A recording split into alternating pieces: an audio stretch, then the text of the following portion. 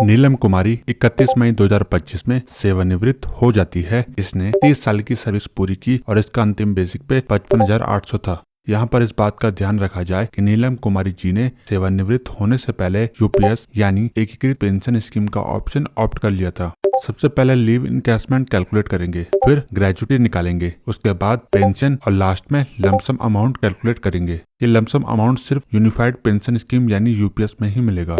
Total corpus का जो lump sum amount होता है उसकी बात हम इस वीडियो में नहीं करेंगे।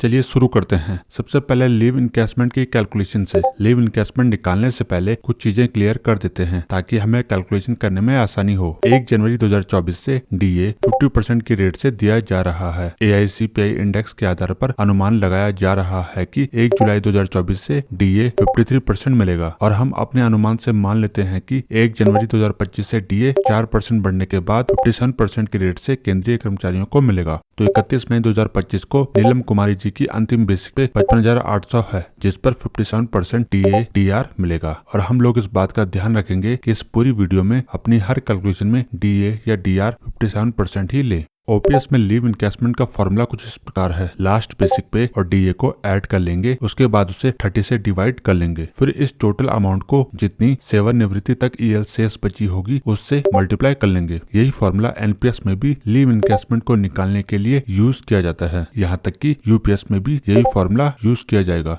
यहाँ पर नीलम कुमारी जी की सेवानिवृत्ति तक 300 ईएल शेष थी। फॉर्मूले में बेसिक पे 57% डीए और 300 ईएल रख देते हैं। तो इस प्रकार नीलम जी को सेवानिवृत्ति में लीव इनकैशमेंट का 8,76,060 रुपए मिलेंगे। यदि नीलम जी ओपीएस या एनपीएस में भी होती तो उन्हें इतना ही लीव इनकैशमेंट मिलता। अब हम दूसरे नंबर पर कैलकुलेट करेंगे ग्रेजुटी। ग्रेजुटी का फॉर्मूला भी तीनों पेंशन स्कीम में एक समान ही रहेगा। यहाँ पर हम सीधे टोटल एमोल्यूमेंट 87,606 ले लेते हैं, क्योंकि टोटल एमोल्यूमेंट कैसे निकालते हैं वो हमने पीछे देख लिया है। नीलम कुमारी की सर्विस 30 साल है यानी 60 हाफ होगी। ग्रेजुटी की फॉर्मूले में सारी वैल्यू रख देते हैं। तो इस प्रकार आपने देखा कि तीनों पेंशन स्कीम में ग्रेजुटी 13,14,090 रुपए निकल कर आ जाती है।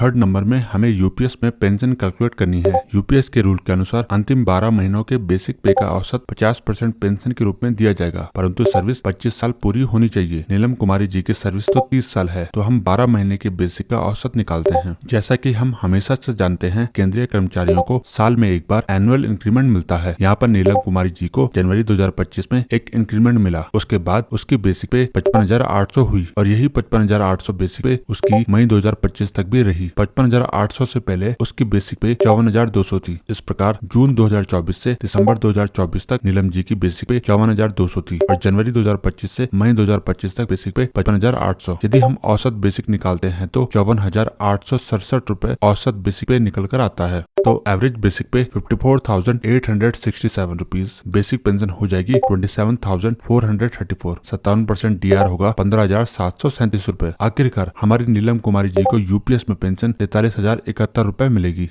यूपीएस में तो पेंशन 43,071 मिलेगी, पर ओपीएस में पेंशन कितनी मिलेगी? अंतिम बेसिक पे और 57% डीआर पर नीलम कुमारी जी को 43,803 रुपए पेंशन मिलेगी। और यदि हम एनपीएस की बात करें तो एनपीएस में हम पेंशन कैलकुलेट नहीं कर सकते। हम अपनी चौथी और आखिरी कैलकुलेशन पर आते हैं, जो कि है लमसम पेमेंट। ये जो लमसम अमाउंट है इसकी आपकी पेंशन पर कोई असर नहीं पड़ेगा और ना ही ग्रेजुटी पर। सबसे पहले बेसिक पे और डीए के टोटल का एमोल्यूमेंट ले लेंगे, जो कि है 87,606। कुल सर्विस 30 साल यानी 60 हाफ। लमसम अमाउंट के फॉर्मूले के अनुसार सारी वैल्यू रख देंगे। कैलकुलेट कर 5,25,636 रुपए निकल कर आ जाएगा। यह अमाउंट नीलम जी को सेवानिवृत्ति पर मिलेगी और यह अमाउंट ओपीएस या एनपीएस में नहीं मिलता है।